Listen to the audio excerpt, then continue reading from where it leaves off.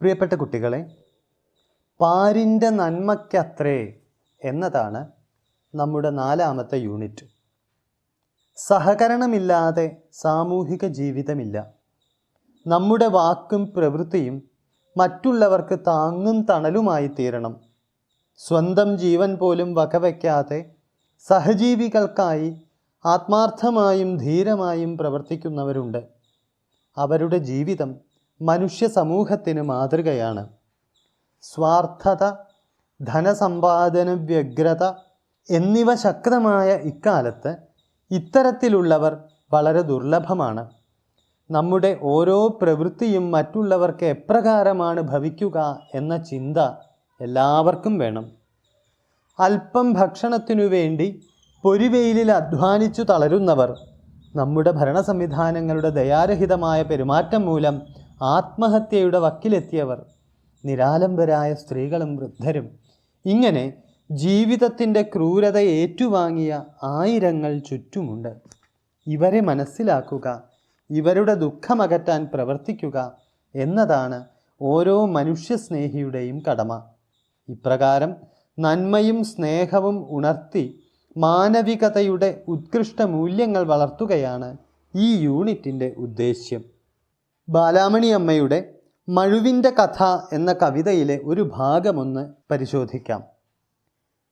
തുളസിപ്പടർപ്പാളുമാശ്രമമുറ്റത്തേക്കാത്തുടുത്ത മഴുവുമായി പിന്നെ ഞാൻ കടന്നപ്പോൾ, അച്ഛനിലൂടെ ശാശ്വത് ബ്രാഹ്മണധർമ്മത്തിൻ്റെ ഒച്ച കേൾക്കായി, കൊടും പാപമേറ്റു നീ പാവം തുച്ഛമാം പകപോക്കാൻ യോഗികളീട്ടം കൂട്ടി വച്ച മാനസശക്തി പാഴാക്കിയല്ലോ കുഞ്ഞേ. പാരിൻ്റെ നന്മയ്ക്കത്രേ പാഴ്വൻപു നേടാനല്ലീ ആരണ്യ പിതാക്കൾ തൻ ആത്മീയ സമ്പത്തുക്കൾ. 21 തവണ ക്ഷത്രിയ നിഗ്രഹം ചെയ്ത ആശ്രമത്തിലെത്തിയ പരശുരാമനോടുള്ള അച്ഛൻ്റെ വാക്കുകളാണ് ഈ കാവ്യഭാഗം. യോഗികളടക്കമുള്ളവർ കൈമാറിയ മനസ്സിൻ്റെ ശക്തി കൊടും പാപം ചെയ്ത് നീ പാഴാക്കിയല്ലോ. പൂർവസൂരികൾ നേടിത്തന്ന ആത്മീയ ധനം നിരർത്ഥകമായ അഹങ്കാരം കാണിക്കാനല്ല, ലോക നന്മയ്ക്കു വേണ്ട കർമ്മങ്ങൾക്കാണ് ഉപയോഗിക്കേണ്ടത് എന്ന് അച്ഛൻ ഉപദേശിക്കുന്നു. മനുഷ്യനായി കഴിയുകയല്ല, മനുഷ്യത്വമുള്ളവരായി ജീവിക്കുകയാണ് പ്രധാനം. ഗാന്ധിജിയുടെ ഈ വാക്കുകൾ ഉദ്ഘോഷിക്കുന്നതും കർമാധിഷ്ഠിതമായ ജീവിതത്തിൻ്റെ പ്രാധാന്യം തന്നെയാണ്. പി ഭാസ്കരൻ്റെ കാളകൾ, CV ശ്രീരാമൻ്റെ സാക്ഷി, നിത്യചൈതന്യയതിയുടെ 2 ടാക്സിക്കാർ എന്നിവയാണ് ഈ യൂണിറ്റിലെ പാഠങ്ങൾ. ഗാന്ധി സാഹിത്യ സംഗ്രഹത്തിൽ നിന്നുള്ള ഒരു ഭാഗം പ്രവേശകമായി ചേർത്തിരിക്കുന്നു. അധ്വാനത്തിൻ്റെ നന്മയും വിയർപ്പിൻ്റെ മേന്മയും നിരർത്ഥകം എന്ന് തോന്നിക്കുന്ന മനുഷ്യജീവിതവും മരണം എന്ന അനിഷേധ്യ സത്യവും എല്ലാം കാളവണ്ടിച്ചക്രങ്ങളുടെ ഞരക്കത്തോടൊപ്പം മനസ്സുകളിലേക്ക് സന്നിവേശിപ്പിക്കുന്ന കവിതയാണ് പി ഭാസ്കരൻ്റെ കാളകൾ. തൊഴിലിനോടുള്ള ആത്മാർപ്പണത്തിനു പകരം അഴിമതിയുടെയും അലസതയുടെയും നേർ സാക്ഷ്യങ്ങളായി മാറുന്ന ഒരു പൊതുസ്ഥാപനത്തെയാണ് CV ശ്രീരാമൻ സാക്ഷി എന്ന കഥയിലൂടെ വെളിപ്പെടുത്തുന്നത്. ഒപ്പം സമൂഹത്തിൻ്റെ എല്ലാ ദുഷ്ചെയ്തികൾക്കും ഇരകളാകേണ്ടി വരുന്ന സാമാന്യ സ്ത്രീത്വത്തിൻ്റെ നിസ്സഹായതയും നിരാലംബതയും ഈ കഥയിൽ വിഷയമാകുന്നു. തൊഴിൽ രംഗത്ത് അനിവാര്യമായും ഉണ്ടായിരിക്കേണ്ട ആത്മാർത്ഥതയുടെയും സത്യസന്ധതയുടെയും ത്യാഗസന്നദ്ധതയുടെയും പ്രസക്തി അടിവരയിടുന്ന അനുഭവക്കുറിപ്പാണ് നിത്യചൈതന്യയതിയുടെ 2 ടാക്സിക്കാർ. മഹാത്മാഗാന്ധിജിയുടെ ഗാന്ധി സാഹിത്യ സംഗ്രഹത്തിൽ നിന്നെടുത്ത ഒരു ഭാഗമാണ് പ്രവേശകമായി തന്നിട്ടുള്ളത്. ഞാൻ നിങ്ങൾക്കൊരു മാന്ത്രിക സൂക്തം തരാം. നിങ്ങൾ സംശയഗ്രസ്തരാകുമ്പോഴോ അഹന്ത നിങ്ങളിൽ അതിരുകവിയുമ്പോഴോ ഈ ഒരു ഉപായം പരീക്ഷിച്ചു നോക്കിയാൽ മതി. നിങ്ങൾ കണ്ടിട്ടുള്ളതിൽ വെച്ച് ഏറ്റവും ദരിദ്രനായ നിസ്സഹായനായ മനുഷ്യൻ്റെ മുഖം സങ്കല്പിച്ചു നോക്കുക. എന്നിട്ട് നിങ്ങൾ ചെയ്യാൻ ഉദ്ദേശിക്കുന്ന കാര്യം അയാൾക്ക് ഏതെങ്കിലും രീതിയിൽ പ്രയോജനപ്പെടുമോ എന്ന് സ്വയം ചോദിച്ചു നോക്കുക. അതുകൊണ്ട് അയാൾക്ക് എന്തെങ്കിലും നേട്ടമുണ്ടാകുമോ? അത് അയാൾക്ക് അയാളുടെ ജീവിത ഭാഗധേയങ്ങളുടെ മേൽ ഏതെങ്കിലും ഒരു നിയന്ത്രണം ഉണ്ടാക്കി കൊടുക്കുമോ? മറ്റൊരു രീതിയിൽ പറഞ്ഞാൽ, നമ്മുടെ നാട്ടിൽ ആധ്യാത്മികമായും ശാരീരികമായും പട്ടിണി കിടക്കുന്ന കോടിക്കണക്കിന് ആളുകൾക്ക് സ്വരാജ്യം നേടുന്നതിന് അത് സഹായകമാകുമോ? അപ്പോൾ സംശയങ്ങൾ ഇല്ലാതാകുന്നതായും അഹന്ത അലിഞ്ഞു പോകുന്നതായും നിങ്ങൾക്ക് അനുഭവപ്പെടും. സമൂഹത്തിൽ പാർശ്വവൽക്കരിക്കപ്പെട്ട ജനവിഭാഗങ്ങളെക്കുറിച്ചുള്ള ചിന്ത മനസ്സിൽ നിന്ന് അഹന്തയെ ഇല്ലാതാക്കും എന്നും സംശയരഹിതമായ മനസ്സിൻ്റെ ഉടമകളായി നമ്മെ മാറ്റും എന്നും ഗാന്ധിജി അഭിപ്രായപ്പെടുന്നു. ആത്മബോധവും മാനവിക ചിന്തയും നഷ്ടപ്പെടുമ്പോഴാണ് നമ്മിൽ ആധ്യാത്മികമായ പട്ടിണി രൂപപ്പെടുന്നത് എന്ന നിരീക്ഷണവും ഈ പ്രവേശക ഭാഗത്തിൽ ഗാന്ധിജി നടത്തുന്നുണ്ട്. നാം ശാരീരികമായും ആധ്യാത്മികമായും പട്ടിണി കിടക്കുന്നു. മൂല്യാധിഷ്ഠിതവും ധാർമ്മികവുമായ പ്രവർത്തനങ്ങളാണ് ലോക നന്മയുടെ ആധാരം. ഓരോരുത്തരുടെയും ചിന്തയും പ്രവർത്തനങ്ങളും ഇത്തരത്തിൽ തെളിച്ചമുള്ളതായിരിക്കണം. സത്യം, ദയ, സ്നേഹം, കാരുണ്യം തുടങ്ങിയ മാനവിക മൂല്യങ്ങളുടെ അഭാവത്തെയാണ് ഗാന്ധിജി ആധ്യാത്മികമായ പട്ടിണി എന്നതുകൊണ്ട് ഉദ്ദേശിക്കുന്നത്. നമ്മുടെ ഓരോ പ്രവർത്തനവും സമൂഹത്തിലെ ഏറ്റവും ദരിദ്രനും നിസ്സഹായനുമായ ഒരു മനുഷ്യനു കൂടി പ്രയോജനപ്പെടുന്ന തരത്തിലുള്ളതായിരിക്കണം എന്ന സന്ദേശം കൂടി പ്രവേശകത്തിലൂടെ നമുക്ക് ലഭിക്കുന്നു. കവി, ഗാനരചയിതാവ്, ചലച്ചിത്രകാരൻ, മാധ്യമപ്രവർത്തകൻ എന്നീ നിലകളിൽ പ്രശസ്തനായ പി. ഭാസ്കരൻ 1924 ജനിച്ചു. ദീർഘകാലം ആകാശവാണിയിൽ ജോലി ചെയ്തു. ദീപിക പത്രാധിപർ, ഏഷ്യാനെറ്റിൻ്റെ ആദ്യ ചെയർമാൻ എന്നീ പദവികളും വഹിച്ചിട്ടുണ്ട്. പത്മശ്രീ, കേന്ദ്ര കേരള സാഹിത്യ അക്കാദമി അവാർഡുകൾ, വയലാർ അവാർഡ്, ഓടക്കുഴൽ അവാർഡ്, JC ഡാനിയൽ അവാർഡ് എന്നീ ബഹുമതികൾക്ക് അർഹനായി.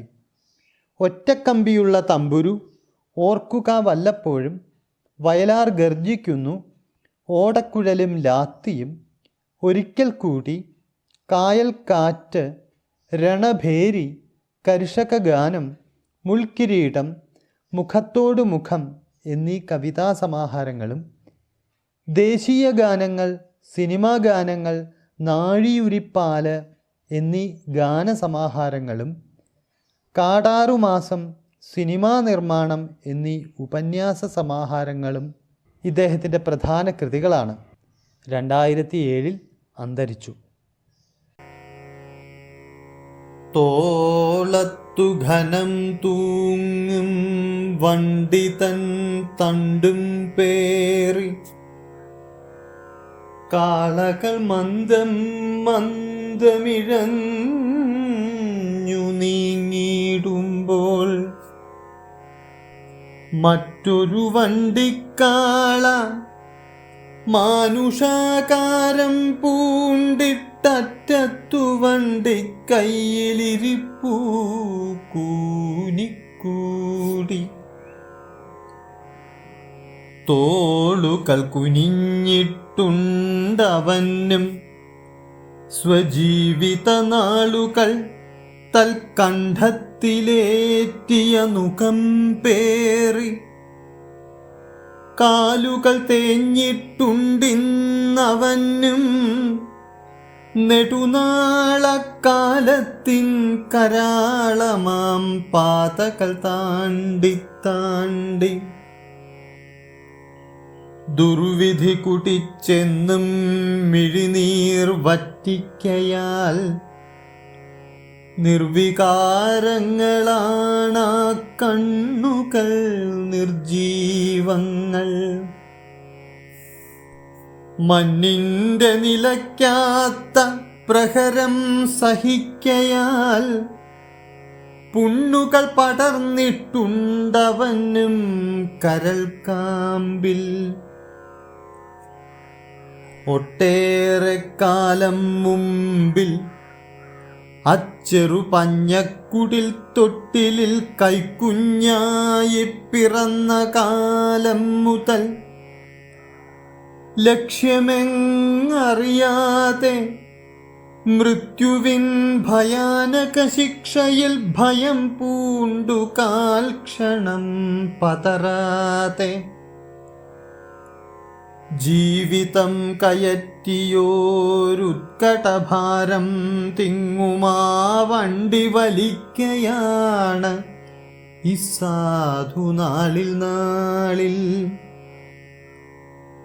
ഗ്രാമവീഥിയിൽ നേരം വെളുക്കെ കുടം പേറി താമരക്കുളം നോക്കി കന്യമാർ ഗമിക്കുമ്പോൾ പുഞ്ചയ്ക്കു വെള്ളം തേവും കൃഷിക്കാർ തൻ ശുദ്ധമാം നെഞ്ചുകൾ സംഗീതമായി ചുറ്റിലും ചുറ്റിയിടുമ്പോൾ ഉച്ചയ്ക്കു വഴിവക്കിൽ പേരാലിൻ ചുവട്ടിലായി സ്വച്ഛനിദ്രയിൽ മുങ്ങി പഥികർ ശയിക്കുമ്പോൾ ചാഞ്ഞിടും കരിക്കൊടി വള്ളിയിലൂഞ്ഞാലാടി കാഞ്ഞിരമരത്തോപ്പിൽ തത്തകൾ ചിലയ്ക്കുമ്പോൾ അന്തിയിൽ വിഷക്കാവിൽ വെളിച്ചമകറ്റുവാൻ ദുർമന്ത്രവാദം ചെയ്യും മൂങ്ങകൾ മൂളിയിടുമ്പോൾ അകലെ കുന്നിൻ മോളിൽ രാത്രി തൻ ഗുഹകളെ അലറും തെണ്ടിപ്പട്ടി ഓളിയാൽ നിറയ്ക്കുമ്പോൾ കണ്ടിടാറുണ്ടു ഞാനാ കിഴവൻ വണ്ടിക്കാരൻ വണ്ടിയും തെളിച്ചു കൊണ്ടങ്ങിങ്ങു ചരിപ്പതായി. കണ്ടിടാറുണ്ടു ഞാൻ ആ കിഴവൻ വണ്ടിക്കാരൻ വണ്ടിയും തെളിച്ചു കൊണ്ടങ്ങിങ്ങു ചരിപ്പതായി. മിണ്ടുകില്ലൊന്നും തന്നെ മിഴിയും ചുണ്ടും വണ്ടിത്തണ്ടിൻ്റെ ദയാർഹമാം ഞരക്കം മാത്രം കേൾക്കാം. കാളകൾ ചരിക്കുന്നു മന്ദമായി, തെളിക്കുന്ന കാളയും ചലിക്കുന്നിതാവിധമെന്നും തന്നെ. ഒട്ടേറെ അപൂർവമായി കേട്ടിടാം വണ്ടിക്കാരൻ ചാട്ടവാറുലയ്ക്കവേ മൂളുന്ന പാട്ടൊന്നേവം. നാടകമേയുലകം നാടകമേയുലകം, നാളെ നടപ്പതേയാരറിവാർ ഒരു നാടകമേയുലകം. ഒരു നാൾ ഗ്രാമവീഥി തന്നിലായി കണ്ടു ഞാൻ എൻ കരളു നടുങ്ങവേ ഇമ്മട്ടാമൊരു രംഗം. 4 പേർ അല്ല 4 കാളകൾ പഴന്തുണി മൂടിയ മരക്കട്ടിൽ പേറി മുന്നേറിയിടുന്നു. കട്ടിലിൽ തുണിക്കുള്ളിൽ കിടപ്പു തൻ ചൈതന്യം പറ്റിയ വണ്ടിക്കാള, പണ്ടത്തെ വണ്ടിക്കാരൻ. കണ്ണുനീർ ചൊരിഞ്ഞീല ചുറ്റിലും മിത്രാദികൾ, വിണ്ണിലായി വിഷാദത്തിൻ വിലാപം പടർന്നീല. തോളത്തു ഘനം തൂങ്ങും കട്ടിലും പേറിക്കൊണ്ടു കാളകൾ 4 മാത്രമിഴഞ്ഞു മുന്നേറുന്നു. കണ്ണുനീർ ചൊരിഞ്ഞീല ചുറ്റിലും മിത്രാദികൾ, വിണ്ണിലായി വിഷാദത്തിൻ വിലാപം പടർന്നീല. തോളത്തു ഘനം തൂങ്ങും കട്ടിലും പേറിക്കൊണ്ടു കാളകൾ നാലും മാത്രം ഇഴഞ്ഞു മുന്നേറുന്നു. പി. ഭാസ്കരൻ്റെ ഓർക്കുക വല്ലപ്പോഴും എന്ന സമാഹാരത്തിലുള്ളതാണ് കാളകൾ എന്ന കവിത. അതിജീവനത്തിനുള്ള മനുഷ്യൻ്റെ തത്രപ്പാടുകളുടെയും അനുസ്യൂതമായി തുടരുന്ന അധ്വാനത്തിൻ്റെയും ചരിതമാണ് കാളകളിൽ ആവിഷ്കരിക്കുന്നത്. അതോടൊപ്പം ദാരിദ്ര്യവും മനുഷ്യജന്മത്തിൻ്റെ നിസ്സാരതയും മരണം സൃഷ്ടിക്കുന്ന മരവിപ്പും ഈ കവിതയ്ക്ക് പശ്ചാത്തലമാകുന്നുണ്ട്. തോളത്ത് ഘനം തൂങ്ങുന്ന വണ്ടിയുടെ തണ്ടും വഹിച്ച് കാളകൾ ഇഴഞ്ഞു നീങ്ങുന്നു. ദുഃഖഭാരത്താൽ തലനിവർത്താൻ കഴിയാത്ത അടിസ്ഥാന വർഗത്തിൻ്റെ ഇഴഞ്ഞു നീങ്ങുന്ന ജീവിതമാണ് ഇവിടെ അനാവൃതമാകുന്നത്. ആ വണ്ടിക്കൈയുടെ അറ്റത്ത് മാനുഷ ആകാരം പൂണ്ട് അഥവാ മനുഷ്യ ശരീരം പൂണ്ട് ഒരു വണ്ടിക്കാള അഥവാ വണ്ടിക്കാരൻ കൂനിക്കൂടിയിരിക്കുന്നു. കൂനിക്കൂടി എന്ന പ്രയോഗം നിവർന്നിരിക്കാൻ കഴിയാത്ത അധ്വാനവർഗത്തിൻ്റെ ദൈന്യം വെളിവാക്കുന്നു. വണ്ടി വലിക്കുന്ന കാളകളെ വണ്ടിക്കാളകൾ എന്നാണ് പറയാറ്. ഇവിടെ കവി മറ്റൊരു വണ്ടിക്കാള എന്ന് വിശേഷിപ്പിച്ചിട്ടുള്ളത് വണ്ടിക്കാരനെയാണ്. കാളവണ്ടിയുടെ തണ്ടുപേറുകയാൽ കാളയുടെ കഴുത്ത് കുനിഞ്ഞുപോയി. ജീവിതഭാരമാകുന്ന നുകം തോളിൽ പേറുകയാൽ വണ്ടിക്കാളയുടെയും തോള് കുനിഞ്ഞുപോയി. കാലാകാലങ്ങളായി ഭാരവും പേറി വേച്ചു വേച്ച് നടപ്പാണ് രണ്ടു കൂട്ടരും. കാലത്തിൻ്റെ കരാളമായ പാതകൾ താണ്ടി താണ്ടി കാലുകൾ തേഞ്ഞു പോയിരിക്കുന്നു. കാള ഒരേ സമയം മനുഷ്യാവസ്ഥയെയും തണ്ടുവലിക്കുന്ന കാള എന്ന മൃഗത്തെയും സൂചിപ്പിക്കുന്നു. കാളവണ്ടിയുടെ ഭാരം കൊണ്ട് കണ്ണുനീർ പൊഴിച്ച് കാളയുടെ കണ്ണുകൾ നിർജീവമായി പോയതുപോലെ ദുർവിധിയുടെ സങ്കടക്കടൽ കുടിച്ച് വണ്ടിക്കാളയുടെ കണ്ണുകളും നിർജീവവും നിർവികാരവുമായി പോയി. നിരന്തരമായ പ്രഹരമേൽക്കുകയാൽ കാളയുടെ ദേഹത്തും വണ്ടിക്കാളയുടെ കരളിലും പുണ്ണുകൾ പിടിച്ചു. മർദ്ദക മർദ്ദിത വർഗത്തെയാണ് ഇവിടെ കവി സൂചിപ്പിക്കുന്നത്. അടിയാളവർഗം എല്ലാ കാലത്തും അടിയാളവർഗമായി തന്നെ മണ്ണോടടിഞ്ഞില്ലാതാവുന്നു.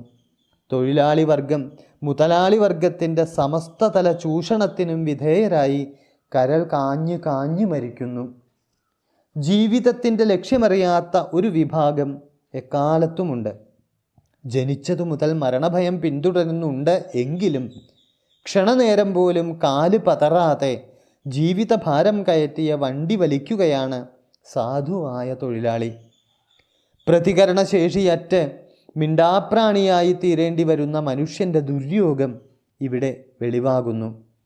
ഗ്രാമവീഥിയിൽ പുലർകാലത്ത് കുടവും പേറി കന്യകമാർ ഗമിക്കുമ്പോൾ, പുഞ്ചയ്ക്ക് വെള്ളം തേവുന്ന കൃഷിക്കാരൻ്റെ നെഞ്ച് സംഗീതസാന്ദ്രമാകുമ്പോൾ, ഉച്ചയ്ക്ക് വഴിവക്കിൽ പേരാലിൻ ചുവട്ടിൽ സ്വച്ഛ നിദ്രയിൽ മുങ്ങി വഴിയാത്രക്കാർ ശയിക്കുമ്പോൾ, ചാഞ്ഞു കിടക്കുന്ന കരിക്കൊടി വള്ളിയിൽ ഊഞ്ഞാലാടി കാഞ്ഞിരമരത്തോപ്പിൽ തത്തകൾ ചിലയ്ക്കുമ്പോൾ, സന്ധ്യയ്ക്ക് വിഷക്കാവിൽ വെളിച്ചമകറ്റുവാൻ ദുർമന്ത്രവാദികളായ മൂങ്ങകൾ മൂളുമ്പോൾ, അകലെ കുന്നിൻ മുകളിൽ രാത്രി തൻ ഗുഹകളെ തെണ്ടിപ്പട്ടി ഓളികൊണ്ടു നിറയ്ക്കുമ്പോൾ എല്ലാം ആ വണ്ടിക്കാരൻ വണ്ടിയും തെളിച്ച് ദിക്കേതെന്നില്ലാതെ സഞ്ചരിക്കുന്നത് കാണാം എന്ന് കവി പറയുന്നു.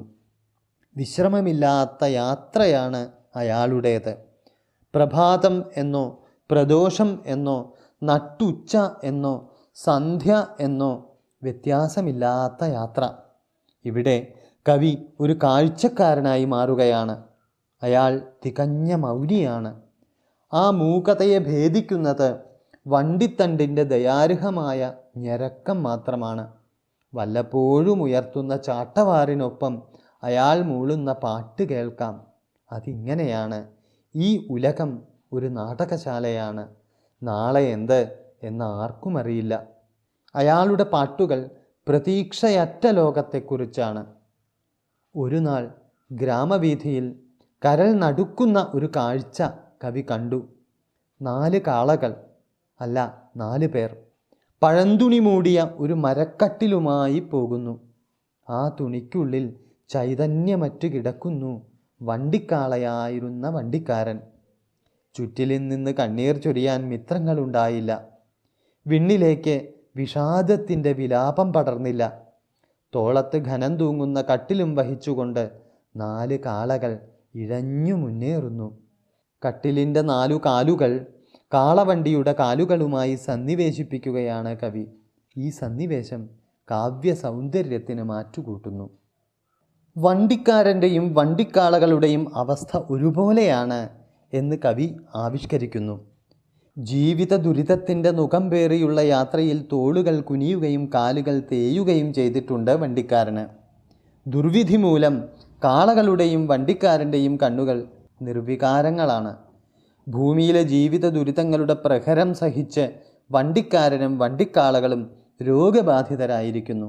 ഇങ്ങനെ വണ്ടിക്കാരൻ്റെയും വണ്ടിക്കാളയുടെയും അവസ്ഥ ഒരുപോലെയാണ് എന്ന് കവി ആവിഷ്കരിക്കുന്നു.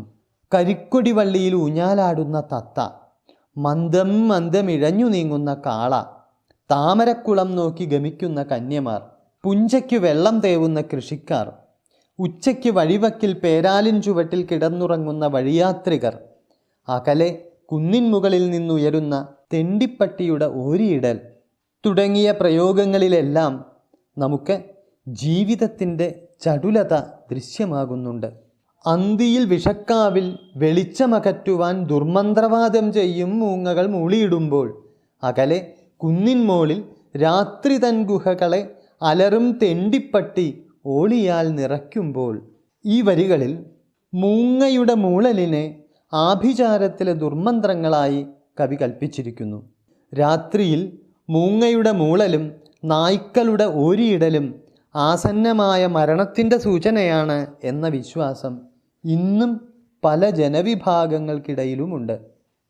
ഇരുളും വെളിച്ചവും ഭിന്നങ്ങളായ പ്രകൃതിഭാവങ്ങളാണ്. രാത്രിയുടെ ഭയപ്പെടുത്തുന്ന അവസ്ഥ വായനക്കാരിൽ എത്തിക്കാൻ മൂങ്ങയുടെ മൂളലും തെണ്ടിപ്പട്ടിയുടെ ഓരിയിടലും സഹായകമാവുന്നു. വെളിച്ചം നന്മയുടെയും ഐശ്വര്യത്തിൻ്റെയും പ്രതീകമാണെന്നിരിക്കെ സമൂഹത്തിൽ ഇത്തിരിയായെങ്കിലും പുലരുന്ന വെളിച്ചത്തെ അല്ലെങ്കിൽ നന്മയെ ഇല്ലായ്മ ചെയ്യാൻ ആഭിചാരക്രിയകളടക്കം പല ദുഷ്കർമ്മങ്ങളും ചെയ്യുന്ന സമൂഹത്തിൻ്റെ പ്രതീകമായി ഇവിടെ മൂങ്ങയെ കാണാവുന്നതാണ്. പ്രഭാതം മുതൽക്കു തന്നെ കവി വണ്ടിക്കാരനെയും വണ്ടിക്കാളകളെയും ഗ്രാമവീഥിയിൽ കാണുന്നുണ്ട്.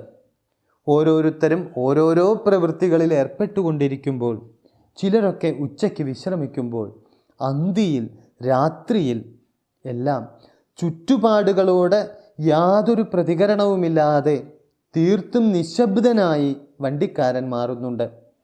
കാളകളുടെയും വണ്ടിക്കാരൻ്റെയും ശരീരഭാഷയിലും സമാനത കവി കാണുന്നുണ്ട്. പുഞ്ചയ്ക്കു വെള്ളം തേവും കൃഷിക്കാർ തൻ ശുദ്ധമാം നെഞ്ചുകൾ സംഗീതമായി ചുറ്റിലും ചുറ്റിയിടുമ്പോൾ എന്ന കാളകൾ എന്ന കവിതയിലെ വരികളും, പാടത്തുപോയി പാംസുലപാദചാരി കൃഷിവലൻ വേല തുടങ്ങി നൂനം, സോത്സാഹമായി കാലികളെ തെളിക്കും അവൻ്റെ താരസ്വരമുണ്ടു കേൾപ്പൂ എന്ന കുറ്റിപ്പുറത്ത് കേശവൻ നായരുടെ ഗ്രാമീണ കന്യക എന്ന കവിതയിലെ വരികളിലും കർഷകൻ്റെ അധ്വാനശീലവും സമർപ്പണ മനോഭാവവും തെളിയുന്നുണ്ട്. കൃഷി നമ്മുടെ സംസ്കാരത്തിൻ്റെ ഭാഗമാണ്. അധ്വാനിച്ചു ഉണ്ണുന്നതിൽ നിന്നു കിട്ടുന്ന സംതൃപ്തി അനുഭവിച്ചറിയേണ്ടതാണ്. കർഷകർ സമൂഹത്തിനു വേണ്ടിയാണ് പ്രവർത്തിക്കുന്നത് തുടങ്ങിയ സൂചനകളെല്ലാം ഈ വരികളിൽ നിന്ന് കിട്ടുന്നുണ്ട്.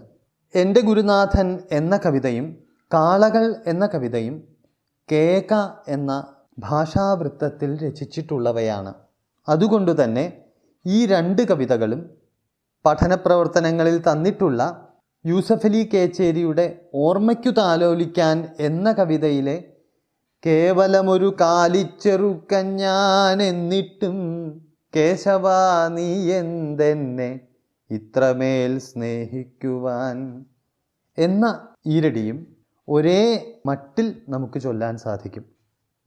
എന്നാൽ വള്ളത്തോളിൻ്റെ കിളിക്കൊഞ്ചൽ എന്ന കവിതയിലെയും വൈലോപ്പിള്ളിയുടെ പടയാളികൾ എന്ന കവിതയിലെയും വരികൾ ഈ വൃത്തത്തിലല്ല എഴുതിയിരിക്കുന്നത് എന്നതിനാൽ ചൊല്ലുമ്പോൾ താളത്തിൽ വ്യത്യാസം അനുഭവപ്പെട്ടേക്കാം.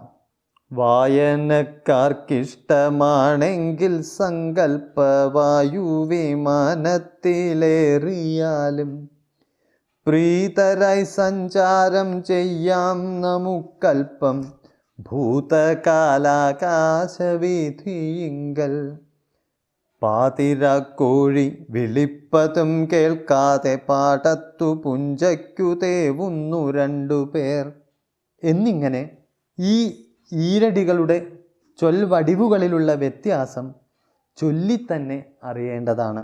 കേക എന്ന വൃത്തത്തിൻ്റെ ഘടനാപരമായ ഈണം ലോകമേ തറവാട് തനിക്ക് ചെടികളും പുൽകളും പുഴുക്കളും കൂടിത്തൻ കുടുംബക്കാർ തോളത്തു ഘനം തൂങ്ങും വണ്ടി തൻ തണ്ടും പേറി കാളകൾ മന്ദം മന്ദം ഇഴഞ്ഞു നീങ്ങിയിടുമ്പോൾ കേവലം ഒരു കാലിച്ചെറുക്കൻ ഞാൻ എന്നിട്ടും കേശവ നീ എന്തെന്നെ ഇത്രമേൽ സ്നേഹിക്കുവാൻ എന്നതാണ്. പക്ഷേ കവിതയുടെ ഭാവത്തിന് ചേരുന്ന മട്ടിൽ കേകവൃത്തം ചൊല്ലുന്നതാണ് അഭികാമ്യം എന്നാണ് എൻ്റെ അഭിപ്രായം.